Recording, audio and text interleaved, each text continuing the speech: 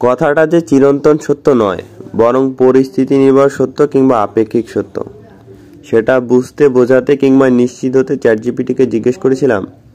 কেউ একজন লিখেছেন, একজন মেয়ে তো ভাগ্যবতী তখনই হয় যখন সে বাবার পরে ভরসা করার মতো দ্বিতীয় হাত পায়।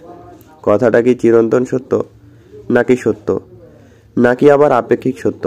জবাবে চ্যাটজিপিটি বলেছেন, এটি একটি আপেক্ষিক সত্য। প্রতিটি মানুষের জীবনে ভাগ্য বা ভরসার উৎস ভিন্ন হতে পারে। কিছু মেয়ের জন্য এটি সত্য হতে পারে যে তাদের জীবনে একজন সৎ ও ভরসাযোগ্য পুরুষ, যেমন স্বামী বা জীবনে অন্য কোনো সঙ্গী, তাদের নিরাপত্তা ও সমর্থন দেয়। কিন্তু অন্যদের জন্য এটি ভিন্ন হতে পারে। কিছু মেয়ে আত্মবিশ্বাসী এবং স্বতন্ত্রভাবে তাদের পথ অনুসরণ করতে সক্ষম। এটি ব্যক্তির অভিজ্ঞতা, পরিবেশ এবং সম্পর্কের উপর নির্ভর করে। তাই এটি একটি চিরন্তন বা একমাত্র সত্য নয়।